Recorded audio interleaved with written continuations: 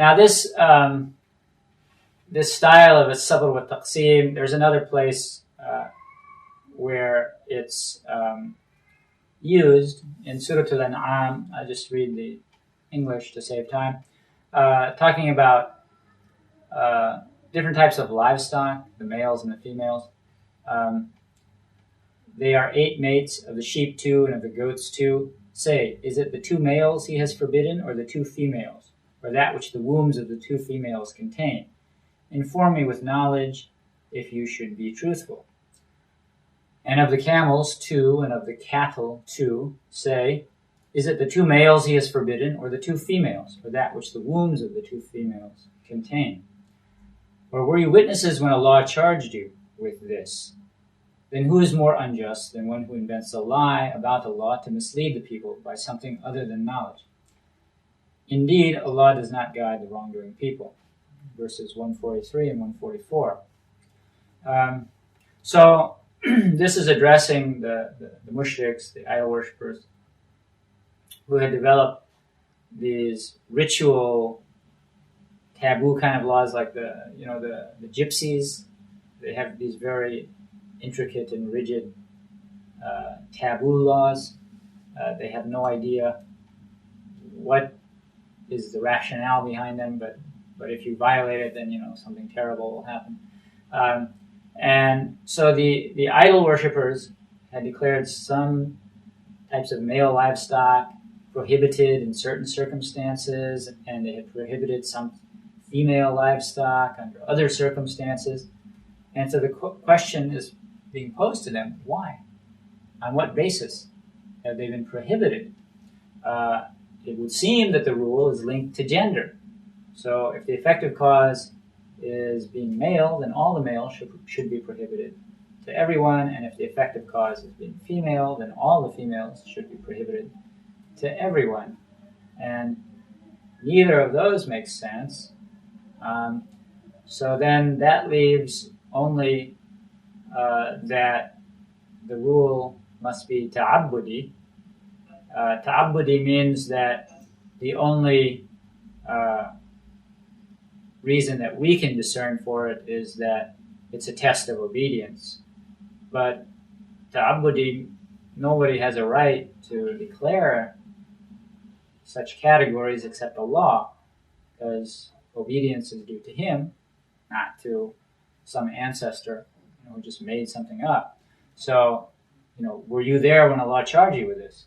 Well, if you weren't, and there's no prophet among the Arabs before Muhammad ﷺ who would have delivered this message, therefore, you're making this all up. So that's a style of argument. And then analogy is used quite frequently in dealing with the issue of, particularly the issue of life after death, the resurrection. The use of the original creation as an indicator that resurrection is logically even more possible. In other words, this is what's called an a fortiori analogy, or qiyas awla. أفعينا بالخلق الأول بل هم في لبس من خلق جديد. Were we then worn out by the first creation? Yet they're in doubt about a new creation. So it's more difficult to create something the first time around than to do it when you've already gained the skill. So obviously with Allah, that's beside the point. It's not relevant, but thinking in human terms. So recreating something should be easier than making it the first time. And then again, this is a kind of qiyas awla, that resurrecting a few little lumps of flesh is much easier than creating the heavens and the earth. I mean, that was a real difficult job. So we have this verse, أعوذ بالله من الشيطان الرجيم أوليس الذي خلق السماوات والأرض بقادر على أن يخلق مثلهم بلى وهو الخلاق العليم. Surah Yasin, near the end, 81. Is not he who created the heavens and the earth able to create the like of them? Aye, that he is, for he is the all-wise creator. And the analogy of restoring life to the dead, making that analogy with restoring life to the dead earth through rain. In Surah Al-A'raf, أعوذ بالله من الشيطان الرجيم وهو الذي يرسل الرياح بشرا بين يدي رحمته حتى إذا أقلت سحابا ثقالا سقناه لبلد ميت فأنزلنا به الماء فأخرجنا به من كل الثمرات كذلك نخرج الموتى لعلكم تذكرون. And he it is who sends the winds as tidings, heralding his mercy, till when they bear a cloud heavy with rain, in other words, we lead it to a dead land, and then cause water to descend thereon, and thereby bring forth fruits of every kind. Thus do we bring forth the dead. Perhaps you may remember. That's verse 57. And there are other examples of different analogies used for the whole issue of resurrection. And then exposing inconsistencies in the opponent's position. If you accept the existence of God, which the pagan Arabs did, then why would you believe that he would treat criminals the same as the obedient in the hereafter? Surah Al-Jathiyah, and that's a surah that's really, it's such a powerfully argued surah. It's just point after point. أعوذ بالله من الشيطان الرجيم أم حسب الذين اجترحوا السيئات أن نجعلهم كالذين آمنوا وعملوا الصالحات سواء محياهم ومماتهم ساء ما يحكمون وخلق الله السماوات والأرض بالحق ولتجزى كل نفس بما كسبت وهم لا يظلمون. Or do those who commit ill deeds suppose that we will make them as those who believe and do good works, the same in life and death? Bad is their judgment. And Allah has created the heavens and the earth with truth, and that every soul may be repaid what it has earned, and they will not be wronged. So, stressing that the heavens and the earth have been made in truth indicates that people getting away with murder in this life, that's not the end of the story. And that Allah's justice requires that people be treated differently based upon their belief in their actions, the way they live their lives. So that's verses 21 and 22 from Surah Al-Jathiyah. And then you have this curious statement that was made by some of the Jews in Medina, and it was a complete contradiction to what their catechism taught. In other words, they were denying that Allah reveals anything to a human being, which put them into a position of immediate inconsistency, which Allah immediately pointed out. In Surah Al-An'am, بالله من الشيطان الرجيم وما قدر الله حق قدره إذ قالوا ما أنزل الله على بشر من شيء قل من أنزل الكتاب الذي جاء به موسى نورا وهدى للناس. And they measure not the power of Allah, its true measure, when they say Allah has not revealed anything to a human being. Say, who revealed the book which Moses brought, a light and guidance for mankind? That's verse 91. And then with regard to the Christians, to refute their claim by establishing the opposite, and again, it's pointing out some kind of inconsistency in the whole conception. Again in Surah Al-An'am, وَجَعَلُوا لِلَّهِ شُرَكَاءَ الْجِنَّ وَخَلَقَهُمْ وَخَرَقُوا لَهُ بَنِينَ وَبَنَاتٍ بِغَيْرِ عِلْمٍ سُبْحَانَهُ وَتَعَالَى عَمَّا يَصِفُونَ بَدِيعُ السَّمَاوَاتِ وَالْأَرْضِ أَنَّى يَكُونُ لَهُ وَلَدٌ وَلَمْ تَكُنْ لَهُ صَاحِبَةٌ وَخَلَقَ كُلَّ شَيْءٍ وَهُوَ بِكُلِّ شَيْءٍ عَلِيمٌ. That they ascribe as partners to Allah the jinn, although He created them, and impute falsely without knowledge sons and daughters to Him.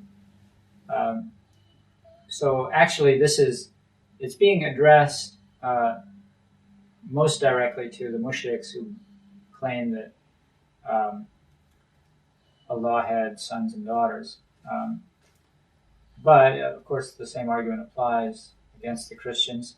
Glorified be He and high exalted above all that they ascribe to Him, the originator of the heavens and the earth. How can He have a child when He has no wife, when He created all things and is aware of all things? So of course for Christians, they have this problem of the nature of Mary. She's supposed to be simultaneously a creation of God and the mother of God. Which is a bit of a contradiction. And then you have an example of accepting the opponent's position temporarily to show how it leads to absurdity. And the classic example of that is in the story of Ibrahim with his people.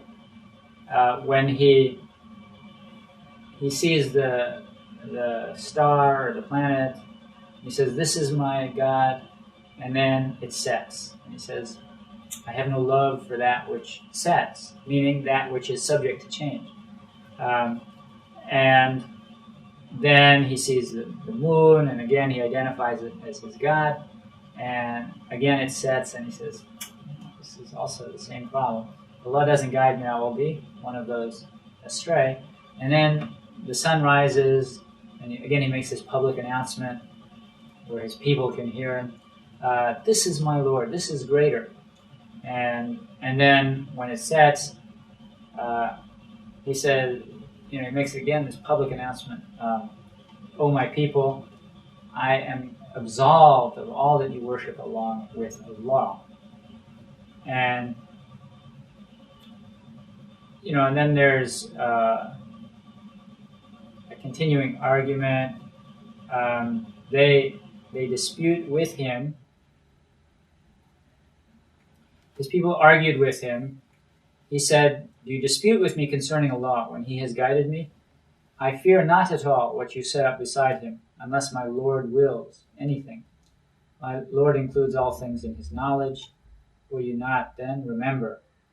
How should I fear what you set up beside Him, when you fear not to set up beside Allah that for which He has revealed to you no warrant?